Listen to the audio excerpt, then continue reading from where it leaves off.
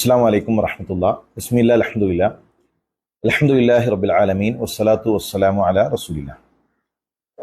ചോദിക്കപ്പെട്ടിട്ടുള്ള വിഷയം, പ്രാർത്ഥന നിർവഹിച്ചതിന് ശേഷം കൈകൾ കൊണ്ട് മുഖം തടവുന്നതും കൈകൾ ചുംബിക്കുന്നതും അത് സ്ഥിരപ്പെട്ടതാണോ എന്നതാണ്. പല ആളുകളും പ്രാർത്ഥിച്ചു കഴിഞ്ഞാൽ മുഖം ഒന്നിച്ച് ആ കൈകൾ കൊണ്ട് പ്രാർത്ഥന കഴിഞ്ഞ ഉടനെ മുഖം തടവും, പ്രാർത്ഥിച്ച കൈകൾ ചുംബിച്ച് കൈകൾ താഴ്ത്തിയിടും. അങ്ങനെ ഒരു രീതി സ്വീകരിക്കാറുണ്ട്. ഏതൊരു അമലും നമ്മൾ പരിശോധിക്കേണ്ടത് പ്രവാചകൻ സല്ലല്ലാഹു അലൈഹി വസല്ലമ തങ്ങളിൽ നിന്ന് അത് സ്ഥിരപ്പെട്ടിട്ടുണ്ടോ എന്നതാണ്. അള്ളാഹുവിൻ്റെ റസൂൽ സല്ലല്ലാഹു അലൈഹി വസല്ലമ തങ്ങൾ ജീവിതത്തിൽ എത്രയോ പ്രാർത്ഥനകൾ നിർവഹിച്ചിട്ടുണ്ട്.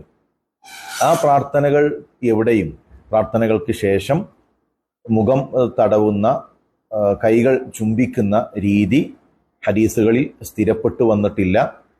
അതുകൊണ്ട് തന്നെ പ്രാർത്ഥനയ്ക്ക് ശേഷം മുഖം തടവുന്നതും കൈകളിൽ ചുംബിക്കുന്നതും ആ രീതി ഒഴിവാക്കേണ്ടതാണ്.